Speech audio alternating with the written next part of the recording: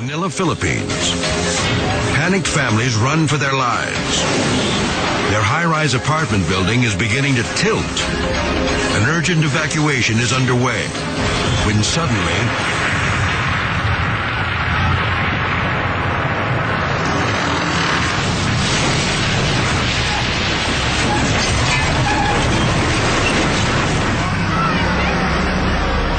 men, women, and children are still running for safety when the foundation gives way. The building rips through power lines, threatening to ignite the entire neighborhood.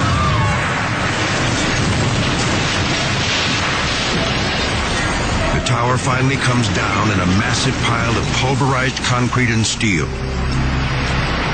Hundreds are now homeless. Their possessions gone forever. Yet amazingly, no one is killed or even injured. Shoddy construction is blamed for the disaster.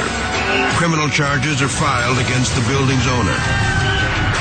He's lucky they don't include murder.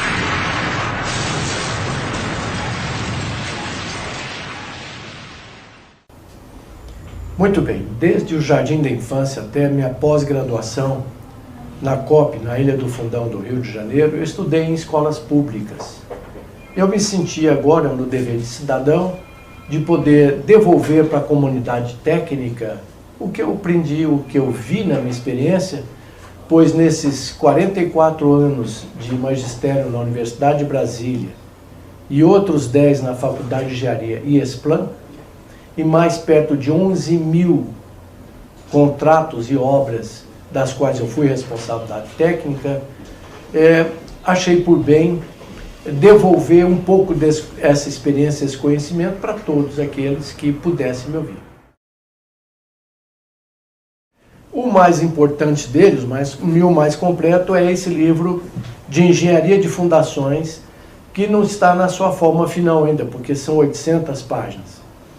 Então, de tempos em tempos, a gente faz uma tiragem, eu peço ao editor para fazer uma tiragem pequena, para atender aqueles pedidos emergenciais.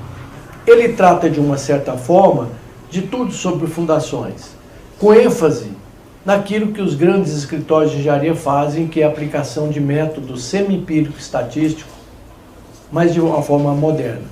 E também o seu capítulo 17, que é muito interessante, tem toda a parte de patologia, recalques admissíveis, fatores de risco e outras novidades que resultado das minhas pesquisas.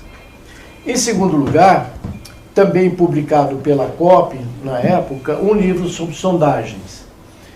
O primeiro livro de fundações, ele está de uma certa forma esgotado. De tempos em tempos, como eu disse, faço uma pequena tiragem.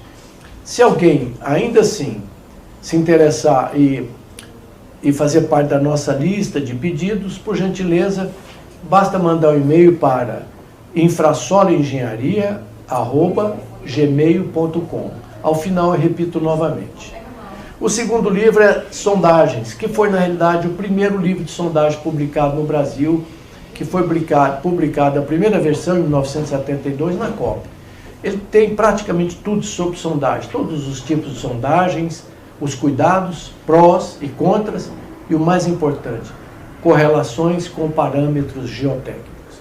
Se alguém se interessar por esse livro, não está disponível ainda, mas poderá entrar na lista da próxima tiragem. Basta mandar um e-mail para infrasoloengenharia@gmail.com.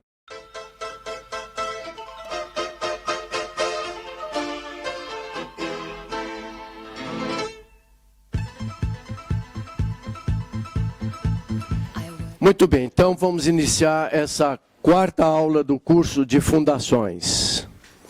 Antes de mais nada, agradecendo a boa vontade do aluno Itamar, que está gravando isso de forma não profissional, mas que está ficando muito bom, haja visto o grande número de acessos que essas aulas estão tendo. Eu estou até recomendando para os professores fazer a mesma coisa, isso é muito bom. E essas aulas já estão no YouTube. Eu só vou dar uma verificada para ver se tem que fazer alguma correçãozinha. Mas a intenção é não precisa ter uma aula toda editada, profissional. Talvez esse contato mais tete a tete é que valorizou esse trabalho. Me surpreendeu e muito ao interesse que eu tenho recebido. Muito bem. O que nós vimos até aqui? Que um bom projeto e uma boa execução de fundações tem que atender 3 coisas. Quais são e qual é seu nome? Fala aí. Eduardo. Eduardo. É a primeira aula que eu venho. Ah, é a primeira aula que você vem. O rapaz aqui. Um bom projeto e uma boa execução. E aí, pessoal, me pegou desprevenido. Qual é seu nome? Ivan. Ivan. Muito bem, Ivan. Você como um projetista de fundações, o que você vai querer ter ou como cliente?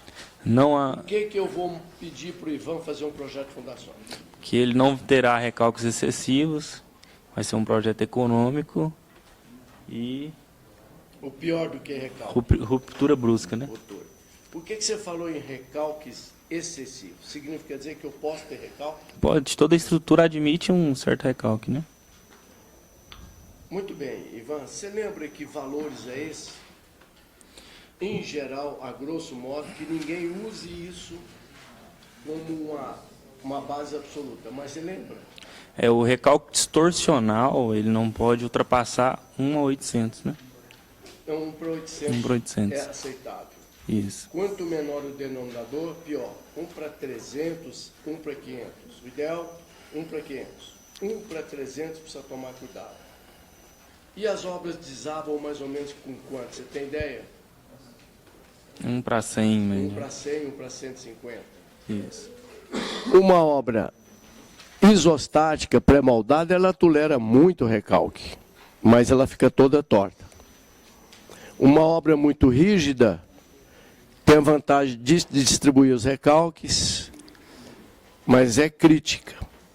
Se ela não afundar por igual, mesmo que inclinada linearmente, ela vai desabar. Nessa faixa, como quase todos os prédios do mundo inteiro. Não quer dizer que não tenha exceções, tem sim. Então, nós começamos a ver os fenômenos do recalque. Alguém se lembra dos 4 recalques? Quais são os 3 mais importantes, ou o mais importante? Olhando, muito bem, o distorcional olhando para a estrutura, é uma consequência do recalque. Olhando para o solo, alguém? Adensamento. Qual dos dois é pior? Colapso, recalque por colapso. É. Por que ele é o pior? É, porque ele é brusco e catastrófico, né? Desmonta bastante. Aliás, num desses e-mails, estou recebendo, não tem tempo de olhar, mas estou recebendo muitas críticas muito favoráveis. Mais uma perguntou, puxa, professor, eu queria ser seu aluno, e dizem que nas escolas federais, que foi filmado na UNB, não tem bons professores. Mas eu estou achando essa turma muito fraca. Sua pergunta, ninguém sabe responder nada. Então, pessoal, trate de, primeiro, mostrar que uma escola particular, como é a Faculdade de Esplan, é boa e que tem bons alunos. Também preciso fazer um depoimento pessoal que prefiro dar aula aqui do que na UNB. A meninada ainda não sabe bem o que é, não sabe fazer um projeto, não sabe escrever direito. Conhece muita teoria, são devoradores de fórmulas. Mas aqui eu tenho um pessoal mais experiente, isso é muito bom. Não só mais experiente, interessado, porque muita gente, se já não fez, vai fazer uma fundação. Muita gente, se não teve problema, poderá no futuro ter um problema brando. Então, o que nós estamos mostrando aqui é a experiência profissional pura, sustentada por uma base teórica.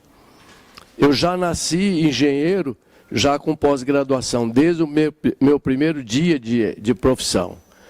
Então, eu uso a teoria para aquilo que eu faço na vida real. Já fui responsável por mais de 12 mil serviços. desde sondagem até fundações complexas. Então eu procuro toda a teoria que eu sei resultar numa obra bem feita. Muito bem, até aqui nós vimos nas primeiras aulas, que eu recomendo ver, que olhando para o solo nós temos 4 tipos de recalque. Recapitulando. Recalque imediato. Então, construir um prédio aqui em cima. Parece que não é só eu que estou ruim de gripe, não. O meu cameraman também. Vou me desculpar se depois vendo o YouTube, que já estão as 3 aulas lá no YouTube, se não der para entender, a culpa é todo dele. Mas é que eu fui beijar minha netinha, que tem 5 anos, estava muito gripada. E criança tem um sistema de anticorpos muito mais eficiente do que o nós aqui, seminovos. Então, vírus para ela que é morto de primeira, para a gente aqui dar um trabalho, apesar de que eu sou vacinado. Certamente vem uma gripe branda. Para aqueles que têm uma certa idade, como eu, recomendo vacinar, é muito bom. Pneumonia, gripe, hepatite. Hepatite é para todo mundo, não esqueçam disso não. Vacine contra a hepatite, ela é muito violenta, a hepatite B. Tá? Muito bem, então nós temos 3 tipos de recalque. Imediato, que acontece entre 3 e 10 dias. Quem sabe quais são as 3 causas principais do recalque imediato? Saída de gases ou ar. Por que a saída de gases ou ar é um recalque do grupo imediato?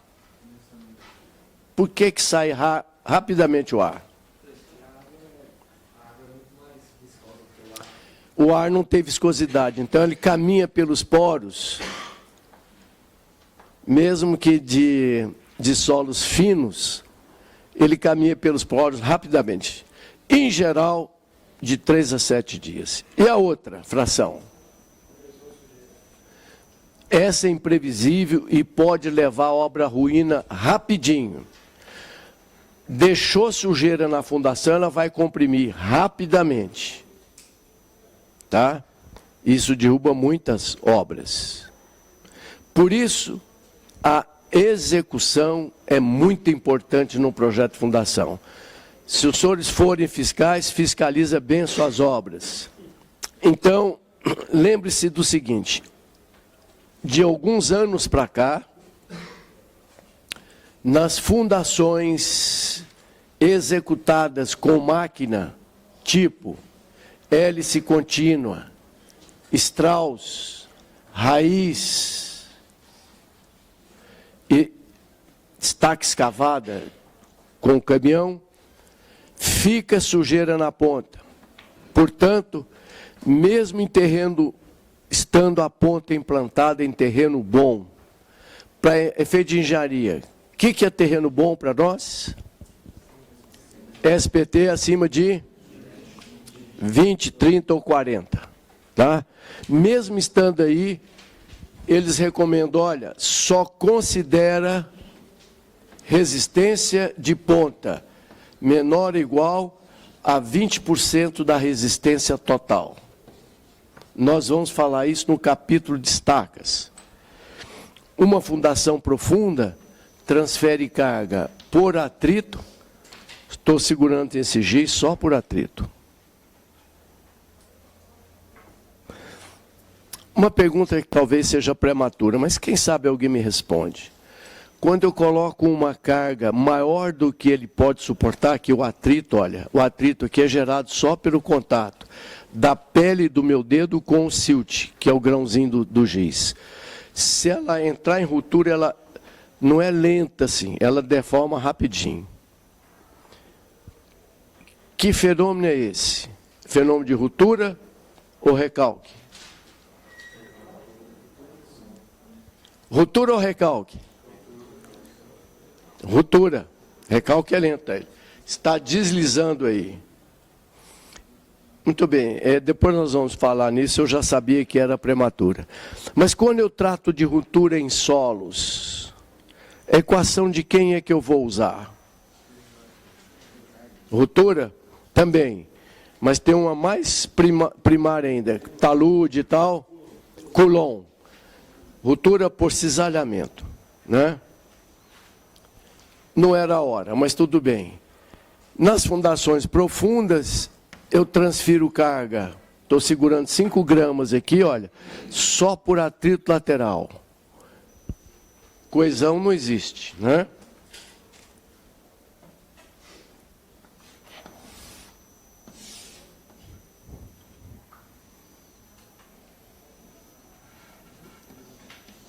Está aqui o meu dedão. Aqui vai romper nessa direção, porque a estaca vai afundar no chão. Vai romper nessa direção. Quando a tensão é paralela à superfície de altura, que ela vai trincar aqui, como é que chama essa tensão? Alguém do fundo, por gentileza? Tensão de cisalhante.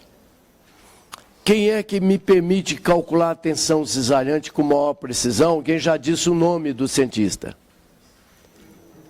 Coulomb. Terzagh também mais tarde. Coesão mais tensão normal mais tangente do ângulo de atrito. Na realidade, com o tempo entra aqui o Terzagh e diz, olha, a tensão de ruptura quando o solo é saturado ou debaixo d'água, vale a coesão, mais tensão normal, menos a pressão da água. Se eu tivesse água aqui, ele poderia afastar minha mão, diminui essa tensão, olha. Perco essa pressão, parte dela. Tangente de φ.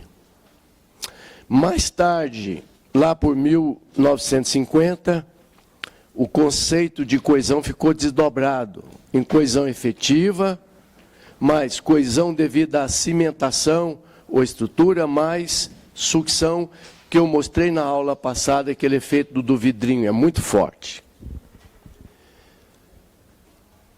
Curiosidade, quanto vale a coesão aqui entre o meu dedo e o giz? 0.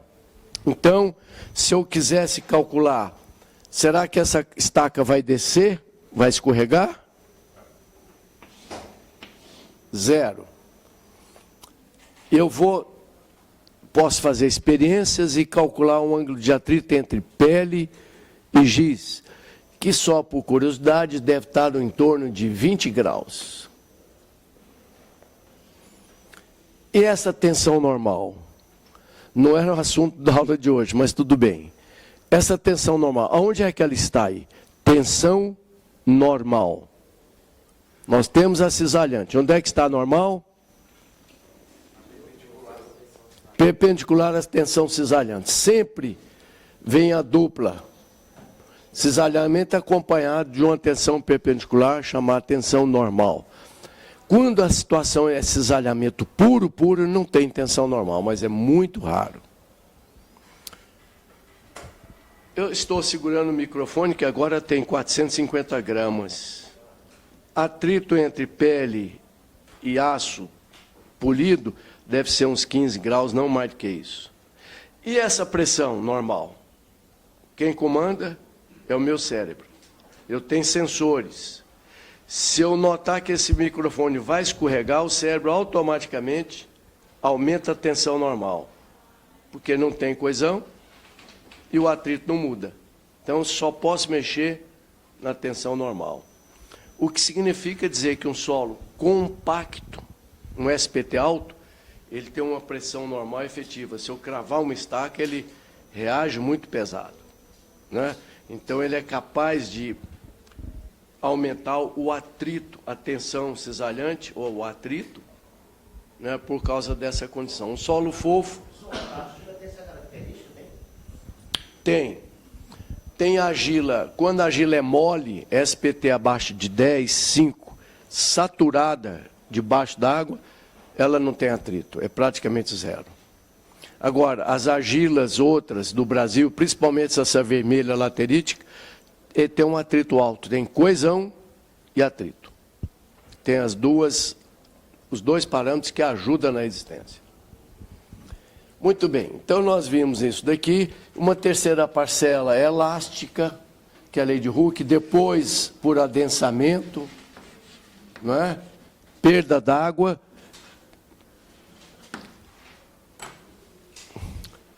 Você assistiu às outras aulas? Quando é que você vai ficar preocupado no seu projeto em calcular o recalque por adensamento? Eu te dou a planta de cargas e a sondagem. Você fala, puxa, que azar, vou ter que calcular o recalque. Quando? Por que eu falei que azar? Olhei a sondagem e falei, puxa, que azar.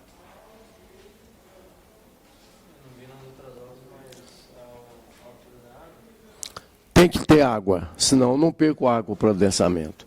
Mas não é a única condição. Em todo o solo debaixo d'água tem recalque por adensamento alto? Alguém pode ajudar ele, apesar de que é a primeira aula dele? Qual é a condição para isso ser um problema? Além da água? Solo mole adensável, SPT abaixo de 10. Terreno duro, pode dormir tranquilo. Entendeu? SPT, por isso, SPT 20, 30, vai dar um terreno duro que não vai recalcar mesmo debaixo d'água. Muito bem, depois tem um recalque secundário que não é tão importante, difícil de calcular ainda, mas tem um terror no Brasil e nos países tropicais, chama-se recalque por colapso. Molhou esse solo, saturou ele, afunda bem rápido no tempo. Isso aqui pode levar, em geral, 8 anos quando o erro é brando, errou mal na sondagem, colocou a fundação no terreno fraco, 10 anos. Quando o erro é muito pesado, 3 anos. Quando é crasso, antes de terminar a obra, ela já está rachando. E temos esse por colapso, que é rápido, às vezes brusco e catastrófico. Principalmente, se você compactar mal o aterro da sua obra, solos porosos, lateríticos, tropicais, precisa de compactar o aterro da obra. Senão, com o tempo ele abate. Nas primeiras chuvas ele abate e vai quebrar a rede de dutos. Ora, essa rede de dutos, além de rachar, vai descolar o tubo daqui e vai continuar jogando água, que era a causa principal do problema da quebra da resistência do solo. Molhei um solo, eu perco sucção, como eu mostrei aqui com os vidrinhos, né? Perco sucção. E águas servidas de sabão, fezes, etc., ela tem um pH menos ácido. Ela gera uma perda na tensão superficial e ela vai acelerar o processo do recalque. Então, o processo é evolutivo. Aterro mal compactado. Mal compactado significa dizer compactar em camadas de 30 centímetros. Aquela história de passar pá mecânica só não funciona bem. Bascula o caminhão, dá um monte dessa altura, só fica uma casca compactada. Tem que compactar de 30 em 30. Quando a obra é séria, sapinho. Alugue um sapinho, molhe e compacta. Então, nas primeiras chuvas começa que já estava ruim, porque já molhou, perdi parte da resistência, perdi grande parte da coesão por colapso. Aí piora, porque ela quebra a rede de dutos, começa a jogar água servida, geralmente com pH maior do que 7, e que dissolve o solo. Ele entra em ruptura rapidamente. Isso porque, se é um recalque por adensamento, por exemplo, eu tenho 2 pilares, pilar 1 e pilar 2. 5 anos depois, eu tenho um recalque diferencial desse tamanho, olha. Eu analiso os vãos e a rigidez da estrutura, eu falo, não, esse recalque diferencial, apesar de ser grande, o distorcional, que é o diferencial dividido pelo vão, ainda é tolerável. Eu faço uma outra projeção ele vai chegar nesse tamanho aqui crítico. Falei, eu tenho 3 anos para reforçar a obra. Provavelmente ela cai aqui. Porque esse diferencial entre 2 pilares gera um distorcional, se eu tiver o vão. E nós sabemos que 1 para 200, 1 para 100, 1 para 150 é faixa vermelha. Só que quando dá o azar do recalque por colapso, isso é muito grande e rápido. Então, aqueles 3 anos que você tinha para escorar e reforçar a obra, às vezes não dá nem tempo de escorar a obra. Pode matar o funcionário, como tem acontecido, reforçando a obra. Então, precisa tomar cuidado. Então, hoje, nós estamos vendo a questão da ruptura. Falamos em recalque olhando para o solo, está bem detalhado nas aulas passadas. Falamos no recalque olhando para a estrutura. Lembram?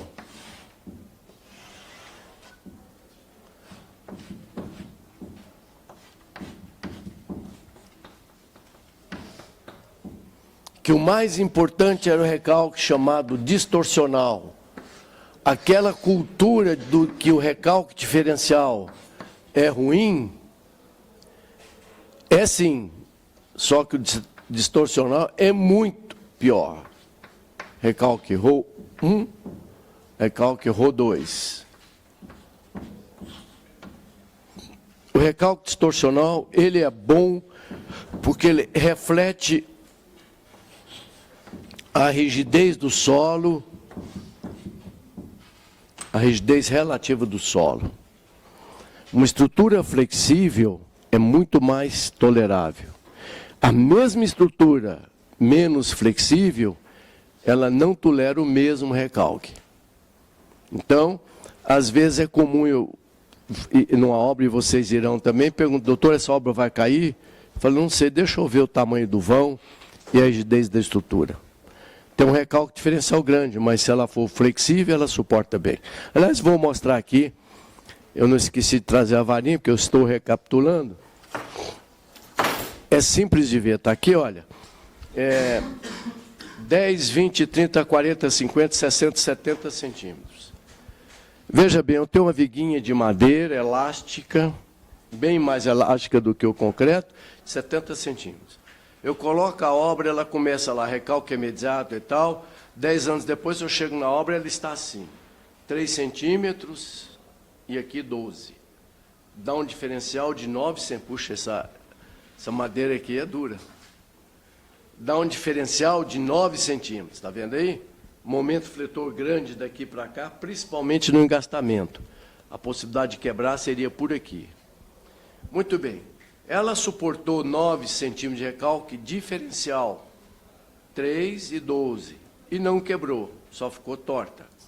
Se eu diminuir o vão L, que é a mesma coisa de aumentar a rigidez, vamos lá, 3, não, vai quebrar. Aí ela já cairia.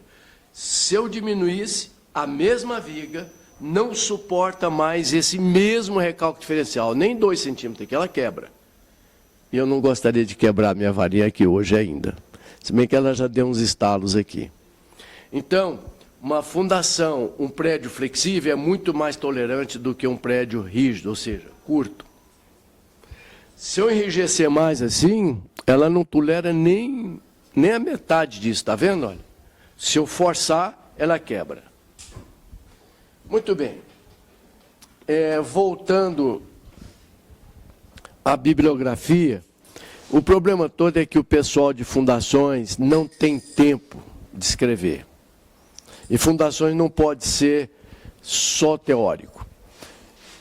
Existem já 4 ou 5 bons livros de fundações no Brasil. Tínhamos que ter 40. Tem esse livro, que foi o primeiro livro de sondagem do Brasil, que eu recomendo muito a leitura da parte do SPT e da sondagem rotativa. Aqui tem todas, dilatômetro, pressiômetro, geofísica, etc. É só entrar no e-mail ali que vocês poderão conseguir. E tem um de fundações também, que ainda tem muita coisa a fazer, porque é muito extenso. E como eu disse, quem faz fundações não tem tempo de escrever. Mas ele está esgotado. Esse mês ainda temos uma nova edição. Se alguém precisar, é só escrever ou mandar um e-mail para infrasoloengenharia@gmail. A gente vê a disponibilidade, tá bom? Também não é obrigado a ter esses livros para seguir o curso, não. Eu procuro mostrar tudo nas notas de aula para evitar isso. E para finalizar essa parte de ruptura, nós iniciamos também uma pequena conversa sobre o que vocês já sabem, que é a estabilidade de taludes e de cortinas de contenções.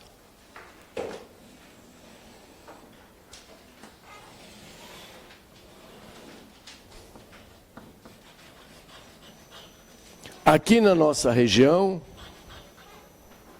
morrem 3 pessoas por ano soterrada em escavação de valetas mal escorada, ou na chuva, ou vazamento de torneira aqui em cima, ou sobrecarga. E de contenções ou de talude natural. Como os nossos governos são corruptos e coniventes, eles vendem ou doam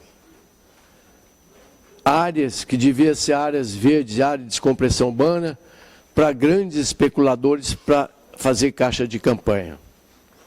Isso é fácil de falar assim, mas a cidade tem que crescer. E a construção civil é que alimenta a cidade. O que não se pode fazer é destruir o que foi projetado, tem que se fazer uma nova cidade. É a única saída. Lotou, senão a gente vai virar São Paulo. E quem acha que o tráfego, falta de estacionamento é a pior coisa, é ruim demais. É igual o recalque diferencial. É muito ruim. Só que o pior vem a violência. Todo o dinheiro que está sendo carreado para a polícia e segurança devia estar na educação, etc., que nós teríamos menos violência. Senão fica inviável como as cidades violentadas, né? E isso está provocando uma série de problemas. Além da violência e do engarrafamento e a falta de estacionamento. São subsolos. Não é? Então, você é obrigado a escavar ou colocar uma cortina de contenções, estacas justapostas, ou estaca secante, ou perfil metálico com placa, tem vários processos, ou muro de gravidade. Tem que se fazer uma contenção aqui. Eu sei que vocês já estudaram, mas é natural que em cima das minhas obras enterradas surjam uma força horizontal chamada empuxo. Vocês já viram isso, mas vale a pena revisar. Por quê? Porque nós estamos estudando um fenômeno de cisalhamento. Por que que isso cai realmente e soterra essas pessoas? Porque cada grãozinho desse daqui está sofrendo a influência do peso, portanto dá uma tensão cisalhante nessa direção. Mas existe a tensão cisalhante conforme a equação de Coulomb, uma que resiste. Então nós temos a tensão atuante, fácil de calcular. Peso da terra, peso do prédio. Se alguém cometer a bobagem de empilhar a terra aqui, porque escavou e pôs aqui temporariamente, vai aumentar significativamente esse peso, vai aumentar significativamente a tensão atuante. Isso pode desabar. Então nós estamos estudando o fenômeno da ruptura. E aqui eu uso toda a teoria de Coulomb. Quando vocês viram lá atrás, existem 3 tipos de empuxo. Lembram-se? Empuxo é uma força normalmente horizontal, ela é um pouco inclinada às vezes, que empurra a minha estrutura. Escavei o solo, encostei a minha estrutura no solo, o solo vai tender a empurrar a estrutura e quebrar. Se ela for mal dimensionada, ela quebra. Se for uma estaca escavada, ele vai gerar um empuxo aqui, olha. Se for uma cravada, ela gera um empuxo maior. Existem 3 tipos de empuxo. Alguém se lembra? Empuxo, isso, ativo, passivo e no repouso, ninguém se lembra dele. Muito bem. Então, quando você tem uma estrutura, segura o celular que eu vou te empurrar. Então, eu sou um solo, ele é estrutura. Coloquei você numa estrutura, o solo vai fazer isso. Pode ser ativo, fraco, no repouso, sem ninguém mexer, e passivo, quando você tenta me empurrar. Então, existem 3 tipos de empuxo. A maioria das obras é o empuxo ativo. O nome é ruim. Ativo é o menor deles. O menorzinho é ativo. O do meio é no repouso.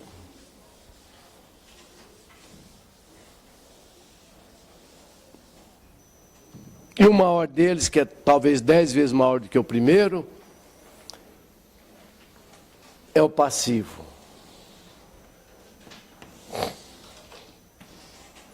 Então, eu tenho 2 situações. Uma antes de romper, antes de desabar.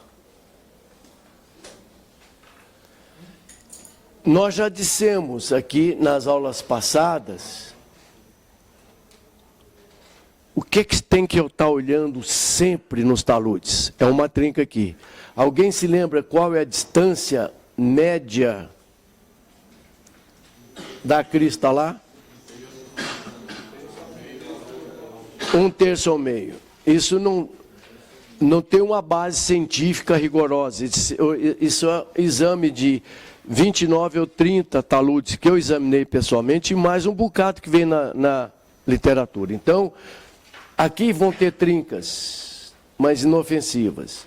Se ela tiver, por exemplo, 10 metros, que são 3 subsolos, ela pode estar aqui a meio, a 5 metros, a 3,30. Daqui para cá, tomam muito cuidado. Lembram-se da observação profissional? Enche de pasto de cimento, porque essa água vai tirar a única coisa que eu tenho aqui, que é coesão. Então, imagine só.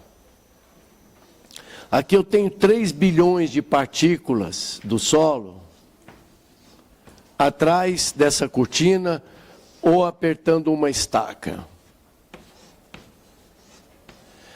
A tensão vertical é fácil de calcular em cada ponto.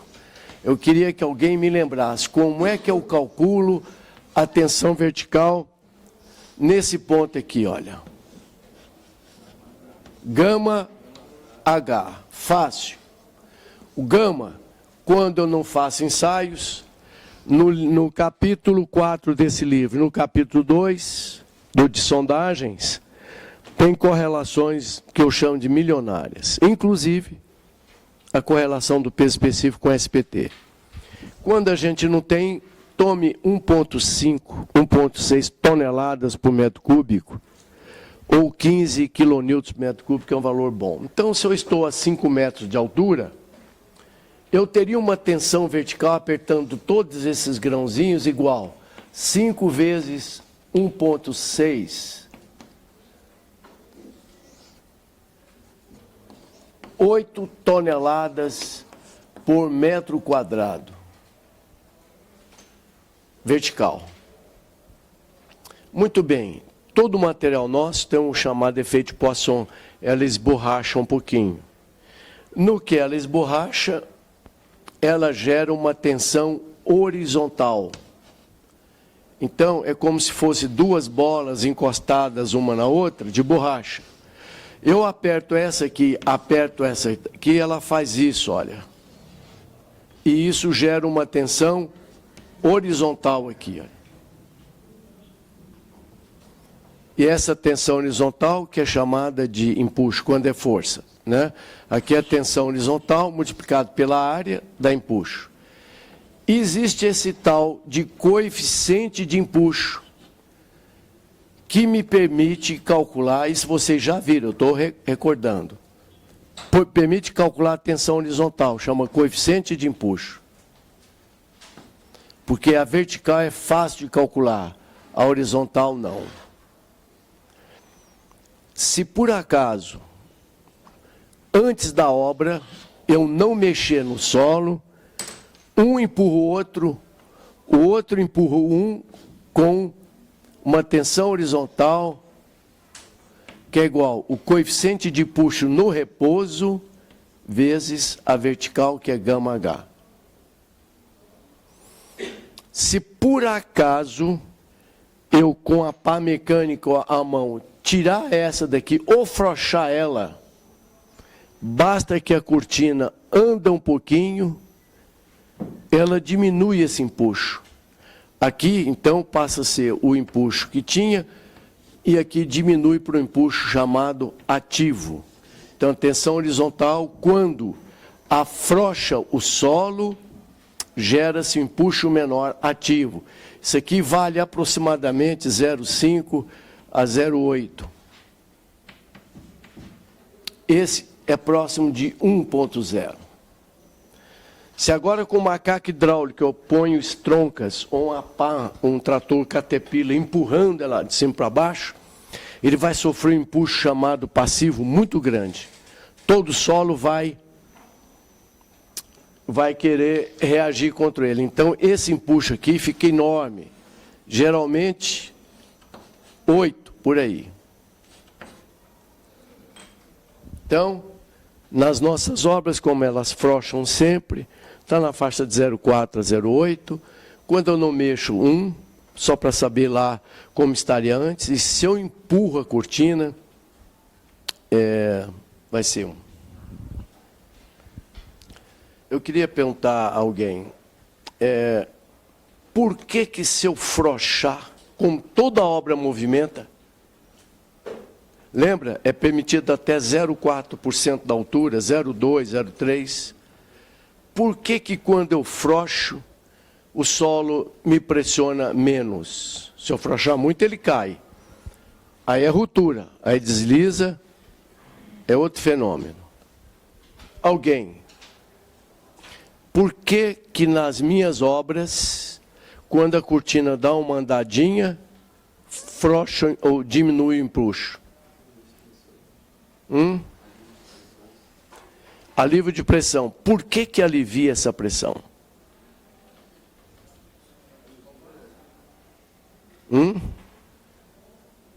Chega aqui você. Qual é seu nome? Vem cá.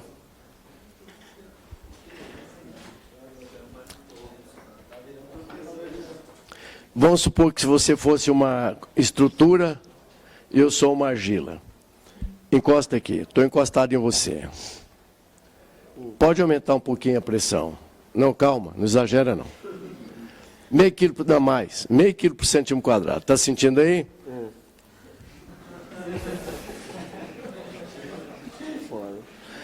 Ninguém mexeu. Que empuxo seria esse? Sem mexer em nada. Como é que ele chama? Repouso. Meio quilo por centímetro quadrado. Mas, volta. Você também está gripado? Você está mal. Vamos lá de novo. Eu também estou mal. Estou aqui na base de medicação para poder dar aula. Meio quilo, só tem 0,2 aí. Meio quilo por centímetro quadrado. Interessante. Agora, essa cortina, vamos supor que fosse eu e você a argila, ela movimenta, isso é normal, as contenções movimentarem. De novo, meio quilo. Aí. Agora eu começo a sair movimentando, você entendeu? O que aconteceu? Aumentou e diminuiu? Diminuiu. Muito. Chama-se empuxo ativo. Volta aí de novo. Sem tossir, é claro, porque senão você me mata. Então vamos lá. Meio quilo por centímetro quadrado. Agora eu uso macaco hidráulico para fazer escorar a contenção ou tirante. Está diminuindo ou aumentando? Empuxo passivo. Às vezes 10 vezes maior do que o ativo. Então, só tem uma regra para isso. Frouxou o solo, o empuxo é o menor. O nome é errado, é ativo. Empurrou o solo, ele reage com empuxo passivo. Alguém pode me dizer por que a hora que eu frouxei diminui o empuxo sobre mim? Isso é até bom. Você faz uma cortina com grampo, com tirante, ela começa a andar. Melhora para ela, porque o empuxo diminui. Se ela andar muito, desaba. Aí não é só empuxo, vem toda a massa de solo. Rompe essa tensão cisalhante aqui, olha. A atuante fica maior do que a cisalhante, a resistente, desce tudo. Por quê? Vamos raciocinar. Por que que diminuiu quando eu afrouxei o solo? Tubulões escavado, eu afrouxo o solo. Qual é o empuxo no fuste? Ativo, passivo ou no repouso? Ativo. Estacas pré-moldadas ou franque, cravada? Passivo. Qual seria o melhor para a estaca? A escavada, que o solo sai, ou a cravada? Por quê? Escravada? Não. Cravada. Porque o empuxo é maior, dá uma tensão horizontal. Esqueci a fórmula, está aqui, né? Vamos botar a fórmula na forma mais simples. Tensão resistente é igual a coesão mais tensão normal vezes tangente de φ. Está aqui a tensão normal, que é horizontal. Quando eu cravo uma estaca, ela comprime o solo devolve com uma reação enorme. Daí uma observação profissional, eu cheguei a falar, que em bloco e cinta, baldrame, sempre que possível, não faça forma, porque qualquer erro de locação, 68% das obras que eu conferi tinha erro de locação, não era obra de um engenheiro, não. Na sede do DENIT, que era uma excelente construtora, a Alcindo Vieira Convap, tinha tubulões de 800 toneladas, não, 5.000 toneladas. Tinha 11 engenheiros de campo. Fomos checar, tinha erro de locação, isso é comum, então toma cuidado. Erro de locação dá um momento ou um esforço horizontal, sem falar em vento, cortina. Então, se o seu bloco, a cinta, estiver encaixado no solo, concretado contra barranco, que é muito mais econômico e muito melhor tecnicamente, ele vai reagir, endurece aí, empuxo passivo. Ora, se ele for frouxão, eu não vou ter essa contribuição. Portanto, o dia que você for fazer, e for possível escavar sem desmoronar, escava, compacta fundo, chapisca e concreta dentro. Aí você explica para o seu cliente, olha, fazendo assim, qualquer erro, vento, etc., qualquer empuxo que vem, eu vou reagir com empuxo passivo. Senão a estrutura perde aquela ajuda. Entendeu? Muito bem. Então nós temos 3 tipos de empuxo. O último lá no fundo, você, qual é seu nome? Quando é que acontece o empuxo ativo? Ele é o maior ou o menor deles? Menor. E quando é que vai acontecer isso na minha obra?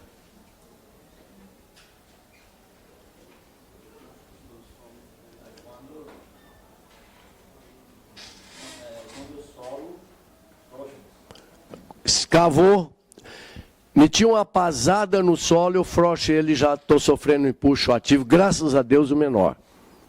Entendeu? Então eu sou uma cortina, o solo está me empurrando, eu vou saindo um pouquinho. Nisso, eu diminuo o empuxo sobre, às vezes até não caio mais, porque de 50 toneladas passa para 20, coeficiente 0,5, vamos supor. Entendeu?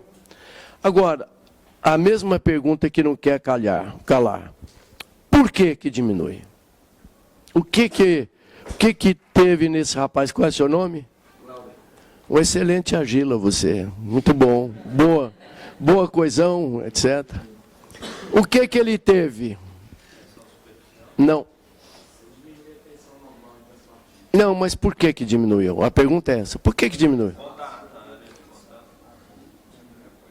Por que que ele não caiu? Por que que ele não rompeu? Dependendo da deformação, ele ia cair em cima de mim, aí ficava ruim.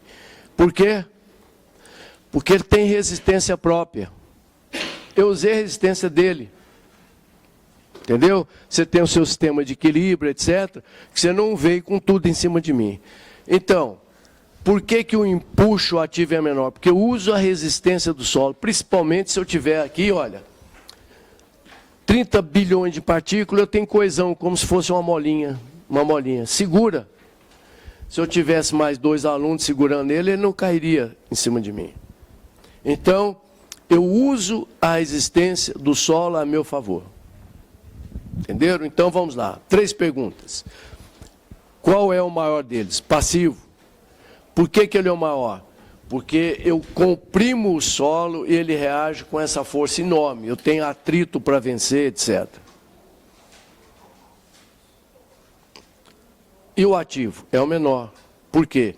Afrouxei o solo, eu uso a resistência dele para me ajudar. Tem a ver com a compactação. Agora eu te pergunto, um solo compactado, ele exerce maior ou menor empuxo nas cortinas e contenções?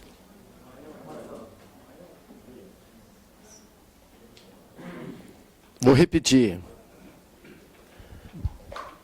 Vem para cá. Ele é bom porque... Ah, deixa eu pegar a moça que estava não assistiu. Vem cá. Você não entendeu nada que você chegou agora, né?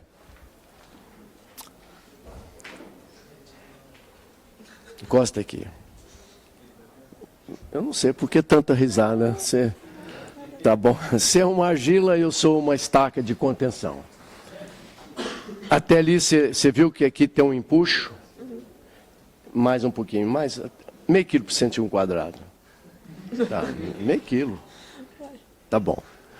Tá vendo? Esse empuxo aqui, ele me respondeu muito bem. Que empuxo é esse? Ativo, passivo ou repouso? Não. Não. Não mexi. Nós não somos... Qual é? Repouso. Repouso. Meio quilo. Uai, eu estou no mesmo lugar. Mas, espera aí, você... Tá bom, vamos lá. Agora, eu vou começar a escavar e fazer uma escavação de subsolo. Você está sentindo aí meio quilo, né? Eu estou afastando de você. Aumentou ou diminuiu? Aumentou. Não a força, mas... Ah, o deslocamento. Tá, então vamos lá de novo. Meio quilo. Não, meio quilo. Aí. Tá, vamos lá então. A cortina começou a andar. Lembra da aula passada que você pode ter até 0,2%, 0,3%, 0,4%? O que é bom, porque no momento em que a cortina anda, eu frouxou, tá vendo? Eu não preciso mais cair. Agora, a grande pergunta, por que você não caiu? Porque você estava por causa da resistência. Própria sua. Você tem, se fosse uma argila, era coesão. Tá. Então, por que o empuxo ativo é menor? Porque eu uso a resistência do solo. Muito obrigado. Então, é assim que a gente vai dimensionar as nossas estacas. Quando ela é cravada, a tensão normal é alta. Pode botar várias toneladas. Se eu escavar, tenho uma série de vantagens, mas a tensão normal é menor e a cisalhante diminui. Tá bom? Alguma dúvida até aqui? 3 perguntas de provão sobre empuxos, tá bom? Muito bem, então nós já fizemos a revisão básica. São 2 fenômenos.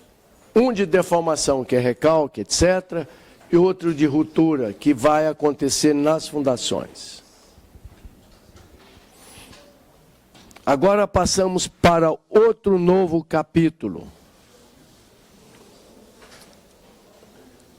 Tipos ou famílias principais de fundações.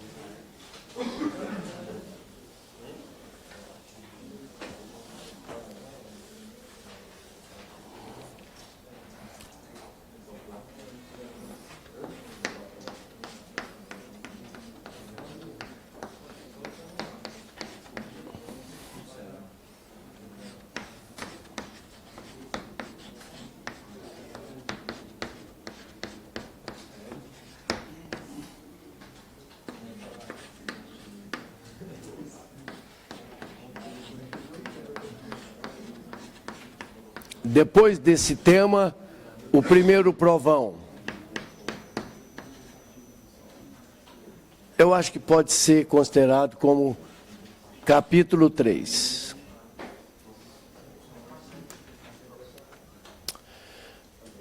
Até hoje, no 3º milênio, nós usamos alguns tipos de fundações para resolver todos os problemas de viaduto, túnel, ponte, prédios. E nós classificamos as fundações em algumas grandes famílias. Por exemplo, as fundações superficiais, também chamadas de rasas ou diretas, são sinônimos.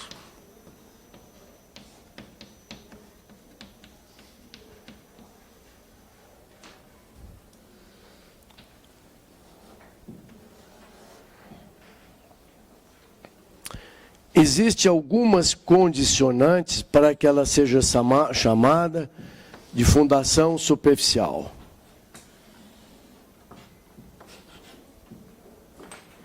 Lembre-se, lá da primeira aula, fundação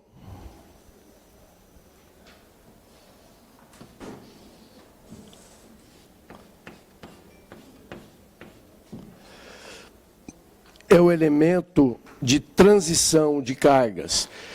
Vem carga do 10º andar até o térreo, passa para o solo.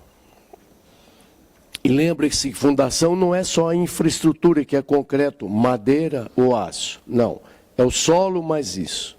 E quem dá problema é o solo. Muito bem, para ela ser chamada de fundações rasas ou superficiais, o termo é relativo, está ligado à profundidade Z da fundação. Uma fundação chamada de rasa, superficial, quando a sua profundidade Z é menor ou igual a 1,5 vezes a sua menor dimensão B, ou diâmetro. Em fundações, a menor dimensão comanda. Isso pode ser uma sapata corrida de 3 metros por 20, o que vale são os 3 metros. Ela é chamada de superficial quando alguns autores consideram 2 aqui. Quando a sua profundidade é maior ou menor do que 1,5 vezes. Vamos supor que fosse 2. Então, uma sapata de 2 metros, até 4 metros, ela é considerada direta, rasa ou superficial. Por que isso? Segunda condicionante. Então, uma pergunta. Quando é que uma fundação é chamada de rasa superficial? Segunda condicionante, talvez a mais importante.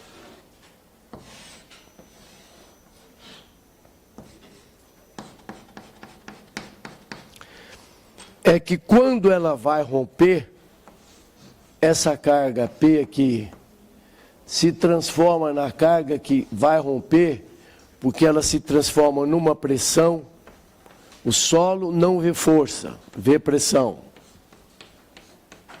Chamada de tensão admissível, sobe até chegar à tensão de ruptura do solo. O concreto raramente rompe. Ela vai entrar no chão, parece um recalque, ela afunda no chão e vai criar uma cunha de solo, como se fosse grãozinhos trabalhando, fazendo gol contra. Porque a fundação não precisa ter ponta, mas o solo fornece para ela uma ponta. Como isso não consegue ir até o Japão,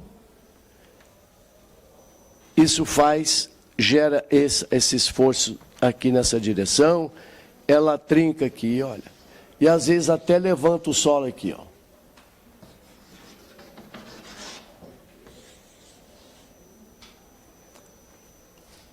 Isso acontece porque essa tensão vertical gera uma componente em todas as direções, por exemplo aqui. Então, essa componente vertical daqui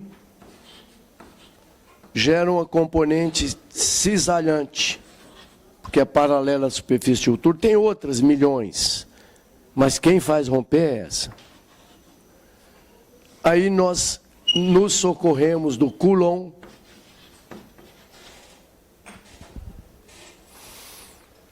quando a pressão na sapata induz uma tensão cisalhante maior do que a tensão de resistência, rompe. trinca tudo. Não é só isso, além de tudo tem o peso.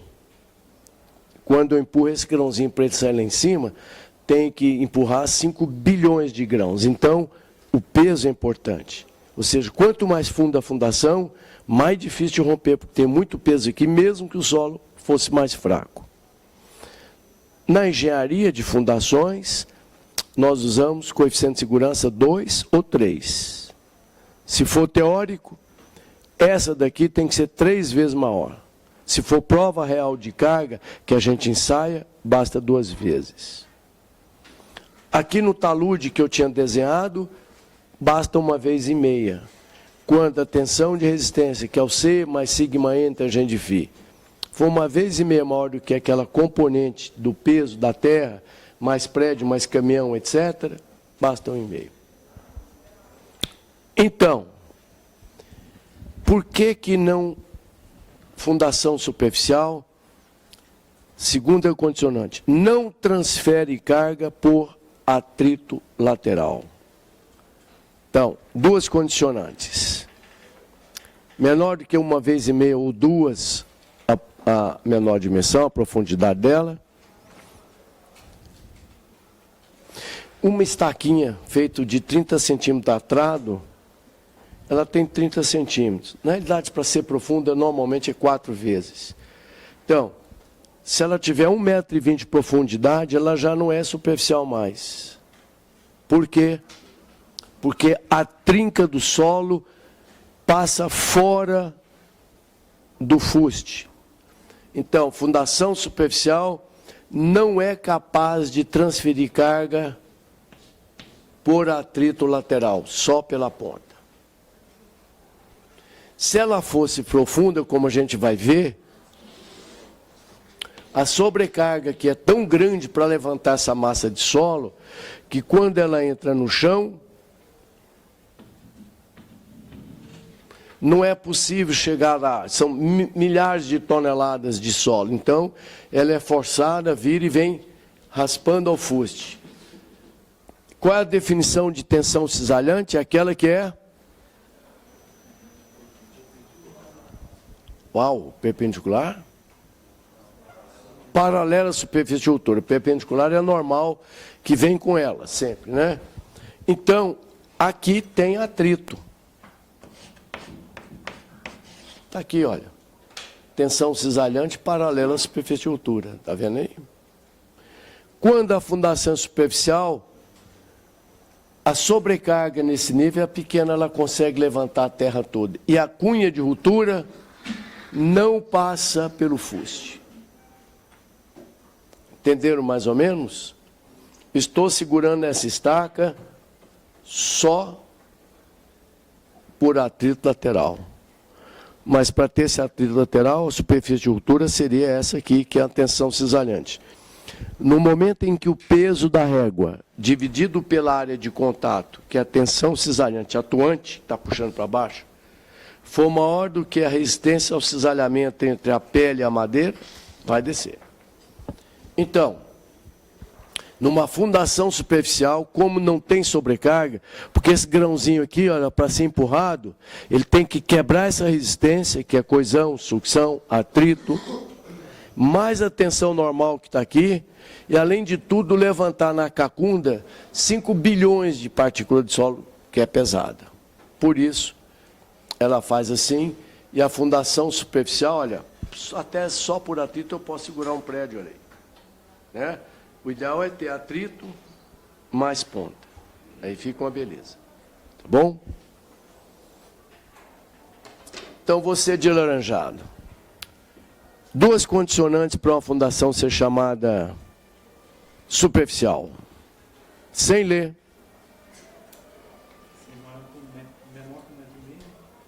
A profundidade menor do que 1,5 vezes a menor dimensão. Pode anotar, em geral, menor do que 3 metros também. Fundação superficial também, em geral, menor do que 3 metros. Segundo, qual é seu nome? Renan. Renan. Segunda condição. Não transfere por atrito lateral. explicação. Por quê?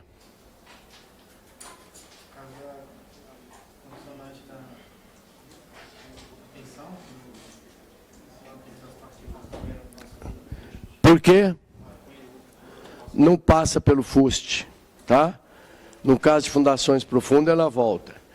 Por que que a fundação superficial, a cunha não passa pelo fuste? Não, por quê? Por que que ela sai de lado? Levanta um monte de solo.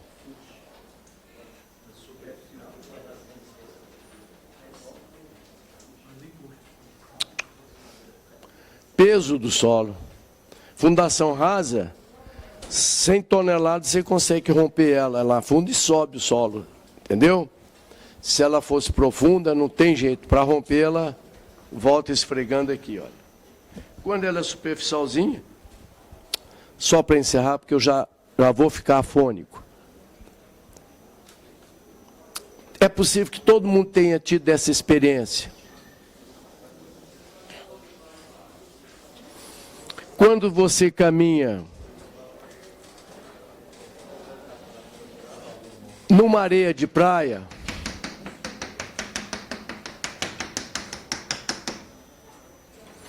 dependendo do grau de compacidade, ou seja, do ângulo de atrito dela, quanto mais compacta, maior o ângulo de atrito, maior coesão. Quando você pisa numa areia de praia,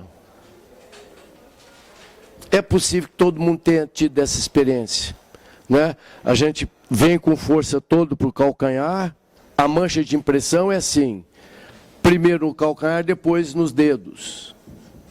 Então aqui você tem uma mancha de impressão que é quase que o seu peso dividido por essa área dividido por 2, mais uns coeficientes de participação aqui. Você, quando pressiona, depende da areia, vai acontecer isso. Surge aqui na própria areia uma cunha de areia, uma ponta. Essa ponta desce empurrando a areia de lado. Ela faz isso, olha. Não sei se notar, crica, pula areia para cá. Se fosse profundo, era impossível. Isso é uma ruptura chamada generalizada, rompe toda. Pisou ela aqui. Inclusive, quem tem pé chato, sente cócegas aqui, olha. Porque a areia pressiona a sola do pé. Entenderam? Então, é esse o mesmo fenômeno na sapata. Por que que esse montinho de areia sai? Porque é rasa. Se você tivesse com o pé enterrado meio metro, não levantava uma montanha de solo de lado, o que é impossível, é muito maior do que o seu peso. Entenderam? No geral, as sapatas estão fundações rasas, né? A sapata é um dos tipos de fundação rasa. Tá bom? Quando a gente entrar no capítulo de projeto e cálculo de sapatas, aí eu falo que existe a sapata, que é flexível, o bloco de fundação, o tubulão curto, que é a melhor delas, o radier. Sapata corrida é um tipo de sapata. Tem sapata associada, aquela que pega 2 pilares numa sapata só, e etc. Lamentavelmente, eu vou ter que parar aqui. Quem não respondeu a primeira chamada pode vir aqui, porque senão eu fico afônico. Tá bom? Muito obrigado, até terça-feira.